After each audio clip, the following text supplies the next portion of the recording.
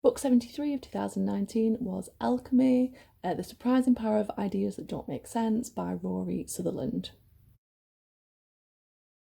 This book is really good. It's absolutely fascinating. If you're only going to read a couple of books this year, or like obviously the year's nearly over, but if you're only going to read a couple of books, then choose this one. This one's really, really good. It kind of is all based on the premise of the human mind does not run on logic. So trying to make decisions based on logic is not going to tell you anything about human behaviour. If you're trying to sell or market something to a human being, you can't think in a logical way because we don't make decisions based on logic. He's Sutherland's really, really good at being really witty and really, really funny in what he's talking about. So he keeps it really, really engaging as he's discussing it. He's basically arguing for the intermittent abandon of logic, that, okay, yes, we need to make logical decisions, but there's certain instances and at certain times where it would benefit us to kind of just throw logic out the window and to go with an illogical kind of viewpoint. So he gives loads and loads of different examples of why this is the case and builds up a really good argument for why we should do this. He does suggest that if we did run on logic, then economists would be able to reliably predict our behaviour, and they can't. There's loads of things in economy where they make predictions and theoretically they're incorrect, and it's because we don't kind of make decisions based on logical outcomes. We're very irrational in our decision making, and it's influenced by lots of other things. You'd think that it was quite counterintuitive to give employees more vacation time, but it's actually been found to make them more productive. There's been things where charity donations are actually increased if you change the quality of the envelope or the orientation of the envelope in terms of how the money goes into the envelope. It'll improve donations. Things like a prize draw for a penguin lamp is more attractive to people than what winning an actual prize is at the end, like a cash prize. And you think, why would people want that instead? But it's all based on kind of like, the penguin light is an investment if you've got a child, and so you want, that's got value for you more than just money that you could probably win somewhere else. So he kind of goes into all the explanations of why it makes sense to the person that's making the logical decision. So it will make logical sense to them, but it's not actually logic, that their mind is running on, or not the kind of standard logic that we would kind of accept it as.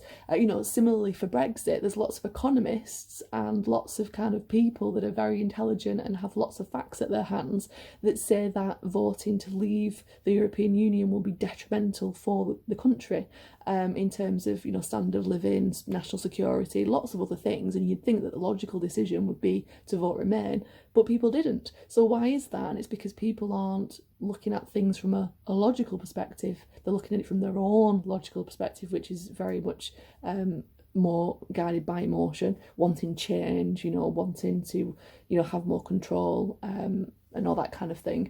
Obviously, I'm not suggesting that one way is better or the other. I'm just giving you an example, because obviously people that have voted Leave have just as much reason as the people that have remaining. But in the light of evidence from reports and things, it would suggest otherwise. Sutherland suggests advertisements are more profitable if animals are in them or if babies are in them, because we're evolutionary hardwired to find them more, cute and whatever, with big eyes and things. Hendrix, as a gin brand, came up with putting cucumber in the drink, and it made it more profitable because it had the kind of contextualisation of British and British gentry with cucumber sandwiches, and so therefore it's more of like a posh thing to put in your drink rather than putting like a lemon in. Lemon was obviously more what's the word, like, oh, what's the word when you kind of want something because it's very rare, like as if a pineapple was in the war or whatever. You couldn't get your hands on citrus fruits in the war and things, so that was kind of deemed as a good thing to put in drinks. But now obviously that's very common and it's in Coke all the time, so now we go for cucumber. So it's kind of like changing it based on an illogical decision. People criticise the church being dogmatic, but Sutherland is saying, but actually it helps a lot of social problems. Suicide was less, social problems like housing was less, like homelessness and things. The church would support people if they were in dire straits, trying to think of a better one. I'm not good at wording things at the minute because I'm running out of time and I'm a bit conscious of that. You know, they would help them with food and stuff like that. So although it's like an illogical thing to go to church, it's actually very helpful. So it's probably worth being illogical for the other social benefits that you get. You know, if you do just base decisions on logic, things like GPS, very, very logical. But if anyone's used GPS like Google Maps, you'll know that it's absolutely shite at getting you where you want to go in the best way, because a human wouldn't make the decisions that the GPS is making. You know, I'm always driving around going, why is it taking me this way? This is not the best way to go. Like, why don't you just take me on the motorway instead of going through all this street where there's loads of traffic?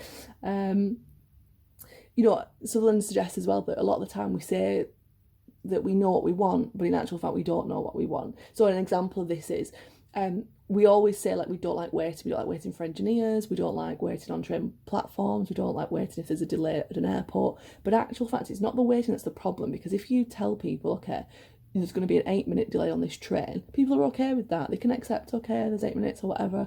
Or if there's an hour delay on an aeroplane, you know, you can decide what you're going to do in that hour. But if you're uncertain and you're not sure what to do, it's the uncertainty that's causing the anxiety.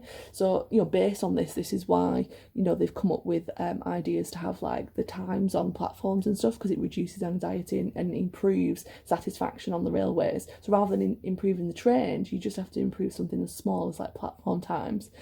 You know, the electronic display boards, they help satisfaction more than the actual train does, which is illogical, but it's working. And then Sutherland suggests, you know, reframing things. So for example, we have like student loans, but if you actually reframe that into graduate tax, people would be more likely to be accepting that that's okay, because, you know, you earn more, so you get taxed more because it's a graduate tax. You know, because you get a better job because you've got a degree. Or for example, you know, your council tax comes out of your bill, and you're not really kind of sure what's going on. If you break it down and it kind of like shows you that, you know, for 50p a day you're paying for your bins to be removed, you'd kind of be okay with that, because that's quite cheap, isn't it, for someone to take away your rubbish. I don't know about you, but I've been in a situation before where I've moved into a house and the bins haven't been, you know, properly put out or anything, and they've been overflowing, and it's, you know, the council's next time they're going to empty the bin is like in 2 weeks or something. You never actually really think about what it's like to get rid of your own rubbish, and it's disgusting, it's horrible. So for someone to come and take away my rubbish for 50p a day, like, I'm totally fine with paying that. And you know, similarly for things like, you know, like road tax and things, so that, you know, you could drive your car on a road that is not potholed and doesn't cause you to, you know, damage your car and things. Like, just small little things, like if you broke it down and you actually saw how much money you were paying on how, you know, how many things, you'd kind of be a little bit more accepting that you had to pay that money. And then Sutherland also kind of applies this to recruitment. So a lot of the time recruitment is very logical. It's very kind of like, you've got to have at least a 2-1 to do the job. But what happens is, if you just employ everybody that's got a 2-1, you're going to get very similar people, very, you know, people that have kind of gone through the route of education and don't have anything much else kind of about them. I mean, not necessarily, but, you know, if you kind of abandon logic and you kind of take on someone, you know, so he gives an example of, there was a person who was like a champion in backgammon.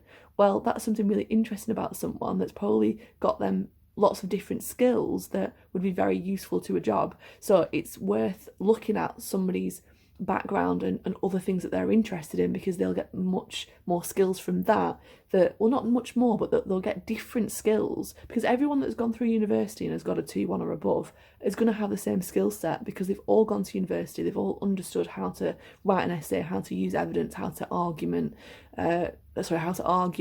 how to, you know, kind of be critical and all that kind of stuff. You get the same skill set, but if you have got something else about you, then your skill set will be different. And then if you're building a company and you want to have employees that are useful to your company, it would be far better to have a range of skills rather than just everybody having the same skill set. So Sutherland advocates for a difference in recruitment procedures as well.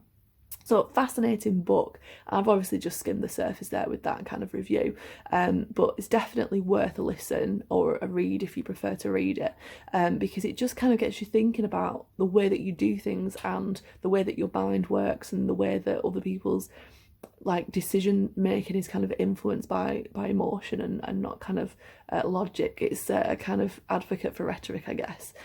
So yeah, it was very, very interesting. I definitely recommend it. And Rory Sutherland as well is so funny, like very dry, very witty, my sense of humour completely. So I really enjoyed listening to him. He kind of like says it in a kind of like way, like, you know, look how stupid this is. But it's funny because of him doing it like that. So yeah, definitely recommend it.